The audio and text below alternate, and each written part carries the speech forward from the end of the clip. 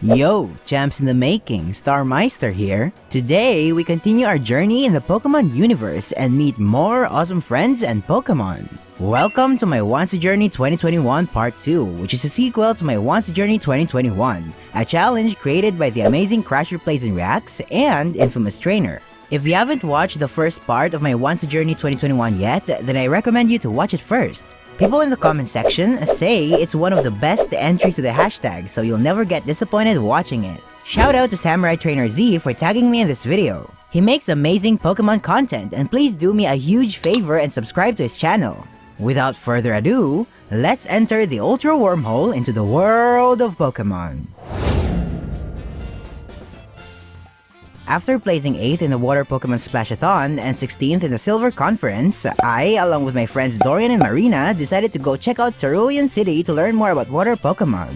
Our plan was to travel to Olivine City and ride the SS Aqua to Vermilion City. But as soon as we reached the pier of Silver Town, an old man called our attention, asking us where we're headed.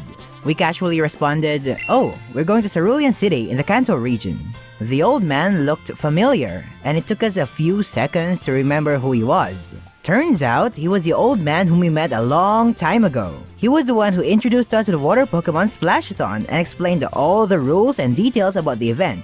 He goes by the name Mr. Briny and is accompanied by his darling Pico, the Wingull, and a ferry which he uses to travel to places. Mr. Briny offered us a ride straight to Cerulean City as thanks for showing off some amazing battles in the Water Pokemon Splashathon and the Silver Conference. He was actually watching all those events from the bleachers and revealed that he's a big fan of ours. Of course, we agreed to his offer and sailed all the way to our next destination.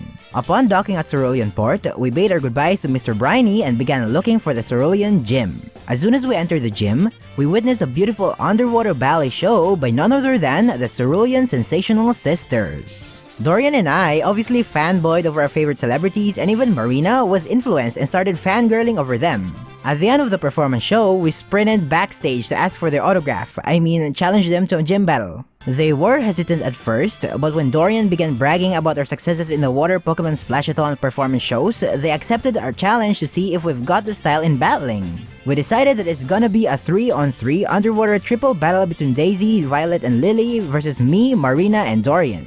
If we manage to beat them, the three of us will all get the Cascade Badge. We gave an intense battle showdown as our Pokemon glided around the pool showing off their stylistic combinations. Eventually, we beat the sisters as none of our Pokemon fainted.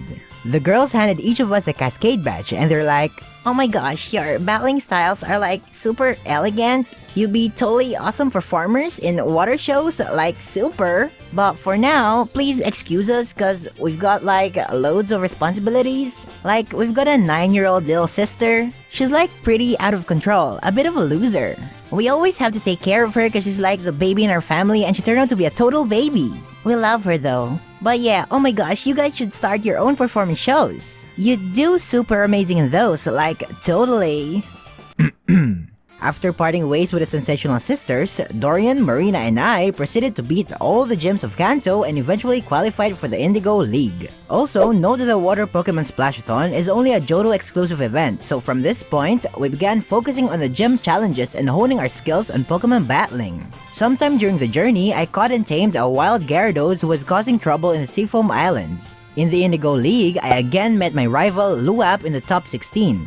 In contrast to the Silver Conference, the Sand Weather took over, but it backfired as Pichu's Focus Sash was deemed useless as my Totodile got his revenge winning us the battle. Dorian managed to beat Marina in the top 16 as well, so I faced him in the top 8. Among the three of us, it was Dorian who did the worst in the Silver Conference, so he surprised me with how it's improved as he narrowly beat me, ending my career in the Indigo League. Dorian then lost in the semifinals. And again, we found ourselves in a familiar situation, not knowing where to go next. But Marina came across a picture on the internet which advertises the beautiful islands of the Orange Archipelago. She fell in love with the picture and asked us if we could visit the place. Of course we agreed, and with that, we sailed the ferry and onto the Orange Islands. Minutes after stepping foot on the Orange Islands, we were informed of the gym challenge. So, instead of being just a vacation, our Orange Islands expedition turned into an actual traveling journey. We beat Sissy, Danny, Rudy, and Luana and are now eligible to battle the Supreme Gym Leader in Pomelo Island. But this year is different. The current Supreme Gym Leader announced that he's going to retire, so they're conducting a tournament open to all people who earn the 4 badges of the Orange Islands to find out who is the strongest trainer in the archipelago. The winner of the tournament will become the new Supreme Gym Leader. Despite having no interest in the title, Marina, Dorian, and I decided to enter anyway. There were a total of 32 participants, and the 3 of us managed to reach the top 4. In the semifinals, I faced Marina. Marina has always been fired up, but ever since we arrived at the Orange Islands, her energy just got 10 times more amplified. To my surprise again, Marina beat me as she advanced to the finals where she faced a person who beat Dorian, the undefeated trainer known for his 10-move Dragonite, Drake. However, energy alone wasn't enough for Marina to win, as Drake and his Dragonite were just too powerful for her.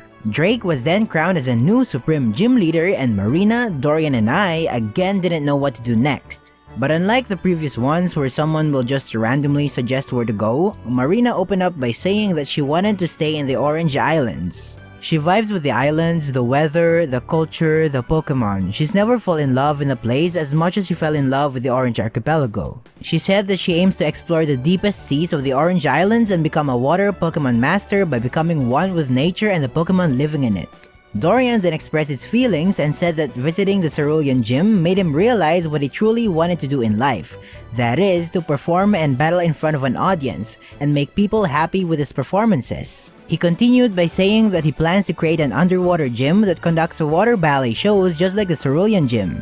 He found the perfect place for that, back in Coastline City in the Johto region, which was the venue for the Ultimate Splash event. As sad as it was, I decided to continue my gym challenge starting with the Hoenn region, which I heard from Mr. Briny was home to some of the best water Pokemon experts. Marina escorted us to the pier as Dorian hopped on the ferry to Johto and I to Hoenn. We expressed our deepest thanks to one another and waved our goodbyes as we began our own separate adventures. Alone.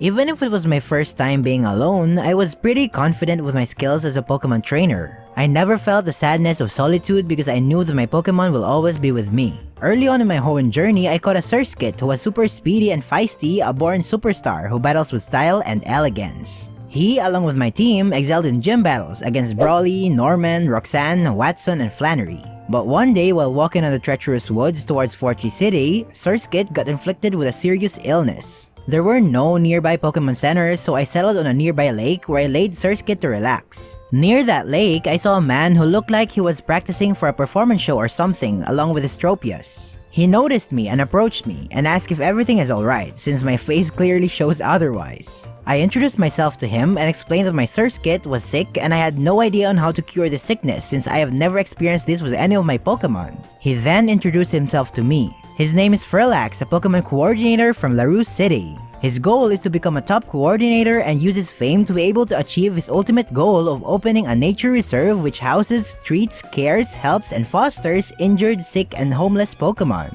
Furlax quickly checked on my Surskit and applied first aid. He examined the Surskit was indeed afflicted with a rare virus that will take months to cure. I'm more than ready to give my full attention to Surskit until he recovers. But Furlax suggested a different idea and said, "What if you leave Surskit with me?"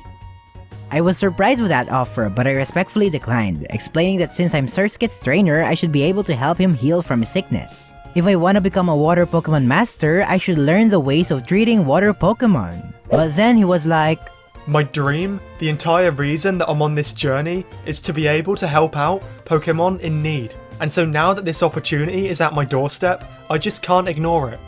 He then showed me his Tropius as he told his story of how he helped this injured Tropius as a kid and trained it to become the strong and healthy Pokemon that it is today. His words hit me hard, so I gave myself time to think before responding to his suggestion. Furlax and I camped the night as we shared our fun and insane battle and contest stories. He even showed me an exhibition contest performance because I was curious on what Pokemon contests look like. I also showed him a sample of my iconic Shuriken throwing frog performance which I used in the Ultimate Splash. Before sleeping, I found myself in deep thought. I slowly realized that above everything else, I should first face the needs of Surskit and decide what's best for him. Furlax was much more capable in taking care of an injured Pokemon than me. I also know how Surskit battles, and he'd easily do amazing in contests. As hard as it was to let him go, it was the best path for him to take. So the next morning, I ended up giving away Surskit to Furlax as he promised to take good care of it. We went our own ways as Furlax continued to get all the ribbons and I challenged the remaining gyms of the Hoenn region. Throughout my Hoenn adventures, I caught a Lotad who I evolved into Ludicolo, another Pokemon with a Swift Swim ability. I proceeded to collect all the remaining badges and entered the Evergrande Conference with a newfound confidence. I managed to reach the top 4 where I lost to Reggie, Paul's brother. No, not this Paul. This Paul. Speaking of this Paul, he also reached the finals, but of course, Reggie won it all. We don't do plot armor here. I then continued my tropical adventure in the Alola region where I caught a Marini and evolved her into Toxapex, who basically walls everything.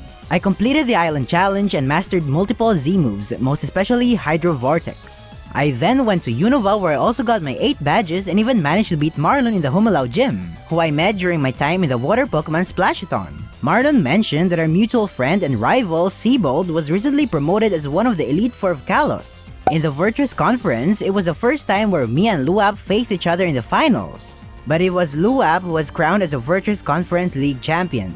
I stayed in Unova to watch Luap challenge the Elite Four. He first battled Caitlyn, but because of his multiple resistances to psychic types, he barely won the battle. His second opponent was Grimsley, but Grimsley was actually in Alola during this time, so he had someone temporarily fill his role as an Elite Four member, his number 1 apprentice, Elite Trainer Mark. They had an intense battle between their ace Tyranitar's, but it was Mark who emerged victorious. So much for those Luap stuff, back to my journey. This is my once-a journey after all. I excitedly went to the Kalos region with hopes of winning the Pokemon League this time and battling my friend, mentor, and rival, Seabold. During my time in Kalos, I mastered Mega Evolution with my Gyarados and easily defeated the gym leaders of the region. In the Lumiose Conference, Luap lost in the top 4 before I could even battle him. So in the finals, I faced the person who beat him, that being the Mega Blaziken trainer, Harrison. It was here that I accomplished 2 things Ash Ketchum couldn't do: beat Harrison and become the Lumiose Conference champion. I finally won my first ever Pokemon League! My story is going too fast now. What is this, the Kalos League? Oh. Winning the Kalos League meant that I was eligible to battle the Elite Four of the region. First was Malva. She was too powerful, but type advantage made a difference as my Ludicolo finished the battle with a Hydro Vortex against her Mega Houndoom. Second was the very person who caused me to travel to Kalos in the first place, Seabold. I managed to Toxic Stall most of his Pokemon with my Toxapex, but as soon as he sent out his Mega Blastoise, he started sweeping most of my team.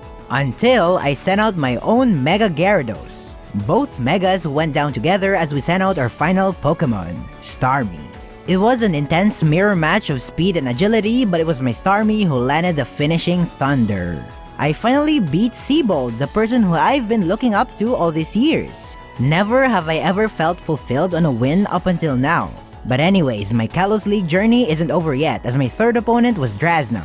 Wisdom indeed comes with age as she outsmarted me throughout the battle, ending my career in the Kalos League. After the battle, the Kalos Elite Four and champion treated me to a dinner cooked by Seabold himself. And during the party, Seabold and I had a chat as we tried to catch up to each other's accomplishments. He talked about his journey to becoming an Elite Four member while I shared my adventures in Kanto, Hoenn, Alola, Unova, and Kalos. By the end, he asked me what's next on my adventure. And to be honest, winning the Kalos League was the only thing in my mind at that point, so I didn't have an answer. Seabold then recommended that I go to the Sinnoh region to try to find his friend Wallace, the strongest water Pokemon trainer in the world. And wanting to further hone my skills as an aspiring water Pokemon master, I heeded Seabold's advice and rode a plane to the Sinnoh region. I finally arrived at the Sinnoh region, but Wallace is a busy man with a busy schedule, so it was super difficult to find him. For the time being, I challenged all the gym leaders and beat them pretty easily, including my childhood idol, Crasher Wake. I was confident in my strength as a Pokemon trainer that in the Sinnoh League, I finally managed to beat my longtime rival Luap in the final round, granting me my second Pokemon League champion trophy. I confidently challenged the Elite Four and barely made my way past Aaron and Bertha. Third was Flint, and I was very confident with his battle since I already beat Seabold, who's on the same experience level as him, as well as Malva, another Fire-type Elite Four member. And I was like, what type of challenge will Flint pose to us? And like they said, the higher they climb, the harder they fall. Flint proved to be a force to be reckoned with and beat me in a humiliating fashion. Never have I ever felt so ashamed in my life. I just lost to a team of Fire-types? And Steelix? And Lopunny? It was then that I started questioning my skills and dreams. Do I really have what it takes to become a water Pokemon master? I spent days depressed, searching for some sort of light that can rekindle my dreams and passion, but to no avail. During those times, I stayed with Crasher Wake to aid my depression by doing stuff like helping his gym and filling his role whenever he's on a vacation or a wrestling match. This routine would go on for several months until one day I noticed a very intriguing poster. And in that poster, I see none other than the very reason I went to Sinnoh. The man, the myth, the legend, Wallace. The poster invites coordinators to join the upcoming Wallace Cup, which will be held in Lake Valor just near Pastoria City. And so, despite not having any contest experience, I decided to give the Wallace Cup a try with hopes of meeting Wallace. In the Wallace Cup, I met all these amazing coordinators from all around the world, including a very familiar face, the man whom I befriended in Hoenn and took care of my Surskit, Ferlax. Despite being my contest debut, I did have some experiences in performance shows, so albeit having unrefined styles, I still managed to make it past the appeal stage. As for the battle stage, the two-time Pokemon League champion in me was unleashed, as I easily KO'd all the Pokemon of the poor coordinators, dropping all their points down to 0. That is, until the final round, where I was pitted against my old friend Ferlax. I sent out my Ludicolo for his jolly personality, as Ferlax shocked me by sending out his Masquerain. Yes, it was the very Surskit that I trained during my time in Hoenn. The little guy had finally recovered and went on to evolve into the talented contest battler. Masquerain was super speedy that it dodged most of our powerful attacks, slowly stealing away our points. They retaliated with a series of aerial aces, ensuring that we never evade their attacks. We tried bringing the tide back to our favor by focusing more on making spectacular combinations instead of attacking. But Masquerain always found a way to outshine everything else. When the timer ended, the points were pretty close, but it was Ferlax and his Masquerain who won the Wallace Cup. In the awarding ceremony, I joined Ferlax on stage as Wallace awarded him the Aqua Ribbon. Wallace then goes on to congratulate me on putting up a good fight as I was able to show off the true battle strength of Pokemon in the contest arena. Then, it was Ferlax who approached me. He thanked me and continued by saying that he couldn't have won the Wallace Cup without me. He said that I was the one who laid all the foundation for Surskit's battling prowess, and that Masquerain is a strong battler he is today because of my skills on raising him while he was under my care. Ferlax said that I have the capacity to unleash the inner strength of Pokemon, and I've never felt so fulfilled in my life. Even better than when I beat Sibold. Even if I lost the Wallace Cup, I couldn't be prouder of how Masquerain has grown. Seeing this Pokemon blossoming into the Wallace Cup champion that he is made me realize the impact I have on Pokemon and people. I do have the capability of bringing out the best in Pokemon. I do have what it takes to become a water Pokemon master. It was then that I stopped questioning my self-worth. I didn't need a pep talk from a champion or another win. I just needed another loss to bring me back on track. Moral of the story, whenever you feel a little bit of sadness, join the Wallace Cup to overcome the depression. I mean, it worked 100% of the time so far. Just as soon as the Wallace Cup ended, I received a call from none other than my longtime childhood friend, Dorian. Dorian and I haven't gotten much in touch recently because of our busy schedules and the fact that I was depressed for a long time. Dorian's call made me feel like something grand was going to happen. I was both nervous and excited as I answered the call. Dorian immediately congratulated me on placing second in the Wallace Cup. Turns out he was watching the contest live on his television. He then informed me that Johto is about to conduct its first ever Champion Cup. You see, despite having the Silver Conference, Johto still doesn't have its own Elite Four and Champion. So, Mr. Goodshow decided to gather all the strongest trainers from all around Johto to compete in a tournament-style battle showdown in order to crown the first ever Elite Four and Champion of the Johto region. Without thinking twice, I flew the earliest flight back to Johto. And meeting me at the airport were Dorian and Marina, who just arrived a few hours earlier. The three of us did some catching up as we shared all our fun stories and adventures during the years that we were apart. I told them about my successes in the Kalos and Sinnoh League and how I got to battle Sibold again and finally beat him. I also told them about my depression arc and how the Wallace Cup rekindled my long-time dream. Marina revealed that she's now on a research expedition on finding and studying a different colored Manaphy who's reported to be residing in the Orange Islands as of this time. Dorian announced that his coastline gym had finally been officialized and his underwater performance shows became the main attraction of Coastline City. It was so fun listening to each other's stories, and we vowed to do our best in a Champions Cup and make known to the world the true beauty and strength of water Pokemon. Days passed and the Johto Champions Cup has finally commenced. There were a total of 158 people who signed up, including some very familiar faces in the anime. The first round was surprisingly a battle royale, and the last 15 people standing will move on to the tournament rounds. One important characteristic of a champion is being able to connect with people in the battlefield. So having a battle royale will filter those who are not only strong, but those who are able to make friends and work together under pressure. During the course of the battle royale, I teamed up with of course Dorian and Marina and provided assistance to Chuck, Jasmine, Claire, Casey, and Luap. Chuck, Jasmine, and Casey lost during the course of the Battle Royale, but Dorian, Marina, Claire, Luap, and I managed to reach the final 15. And there, we were divided into 5 groups of 3. Only one trainer from each group will move on to the top 5. And what do you know, it was again Dorian, Marina, and myself in the trio bracket. I'm starting to think that they grouped us together to ensure that only one water-type specialist will move on to the final round. Right before we parted ways, both Dorian and Marina beat me in our last major battle, so it was I who had something to prove. I mean, Dorian battles people for a living, and Marina researches mythical Pokemon, while I'm just a loser in the Wallace Cup, so of course I was scared. But my experiences in all those Pokemon leagues allowed me to incorporate multiple strategies in my battle style, which was the difference I needed to win the battle against Dorian and Marina. With that, I finally reached the top 5 of the Johto Champions Cup. The rest of the top 5 consisted of Claire, Will, Karen, and Luap. The top 5 are then pitted against each other in a 6-on-6 round-robin battle showdown. The person who gathers the most number of wins will be crowned the champion of Johto, and the rest will make up the Elite 4.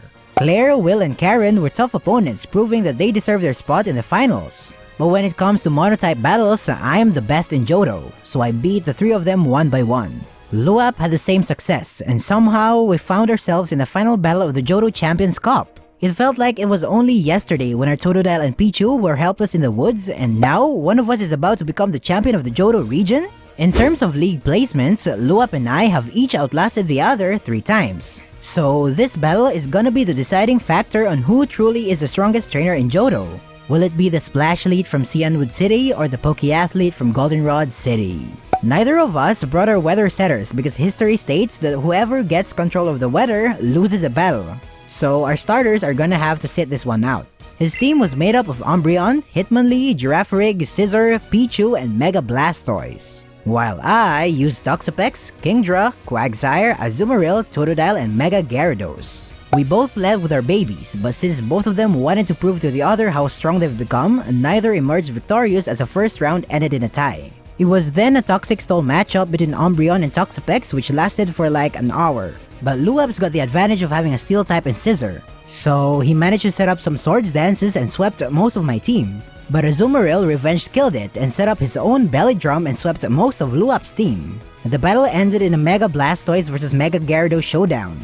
This was the greatest battle I've ever witnessed as neither Blastoise nor Gyarados gave in to each other's attacks. Wanting to give their beloved trainers the title of Johto Champion, both Pokemon pushed themselves beyond their limits and put every single fiber of their being into this battle. As Gyarados was preparing for a massive waterfall attack, Blastoise launched a Water Pulse which confused Gyarados in the process. Waterfall managed to hit Blastoise, knocking it down, but it tries its best to stand up. Meanwhile, Gyarados began hitting herself with confusion. I tamed and trained this Gyarados, so I spoke directly to her heart to wake her up out of her misery. I was like, Gyarados, hang in there, we're a few inches away to becoming the most powerful team in Johto. Wake up Gyarados, use Waterfall. My words managed to reach Gyarados' heart, causing her to shake off the confusion. But little did I know that that was the last bit of energy she could unleash, as Gyarados slowly fell down unconscious before she could even use a Waterfall. With that, Luap was crowned as the first ever champion of the Johto region. And I'm totally happy with it. I mean, if I were to lose to someone in the grandest tournament I've ever participated in, I'm glad I lost to my longtime friend and rival. The Johto Champions Cup also solidified my title as the strongest water Pokemon trainer in Johto. But despite that, I still don't consider myself as a water Pokemon master. There are still a lot of Pokemon to meet and a lot of trainers to battle. But what really is the meaning of becoming a water Pokemon master? Becoming the strongest? What even is the point of being the strongest? Looking back at the people I met throughout my journey, Dorian makes people happy with his performance shows and helps trainers grow stronger with his gym battles. Marina contributes heavily on water Pokemon research. Luap entertains people with his Pokeathlons and has become one of the role models for sportsmanship and camaraderie. Furlax aims to open a nature reserve to treat injured Pokemon. But what about me? What is the meaning of my journey? I just wanted to become strong. I don't even know what strong really means. People have their own definitions of strong. As I was thinking this, I was watching the Sinnoh Grand Festival on my television, coming down to its final moments, with Furlax being one of the finalists. I remembered what he said to me during the Wallace Cup, that I have the capacity to unleash the inner strength of Pokemon. And that's it! Strength is relative to the individual that beholds it. And as an Elite Four member and aspiring Water Pokemon Master, I am more than privileged to help people and Pokemon find their true strength. Using the fame and influence that comes with being an Elite Four member, as well as everything that I learned throughout my journey, I decided to open a school in Cianwood City that will help people and Pokemon find their dreams and grow stronger on the things they want to pursue. The school caters various types of activities such as battle showdowns, performance shows, research experiments, sports events, and many more for people to try and discover what they really want to do in life. The school is also open to serve as a safe haven for injured and lost Pokemon. It specializes in water Pokemon and water activities since it is built near the seas, but the school is open to anyone who wants to join.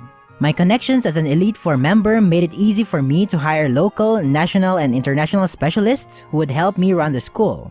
The Pokemon League, including Mr. Goodshow and Champion Luap, all backed me up in this lifelong project. Bringing out the best in individuals is my definition of strength. And opening a school that caters various kinds of people and Pokemon is a path that I want to take in order to reach my ultimate goal of becoming a Water Pokemon Master. And that's it for my Once a Journey 2021 Part 2.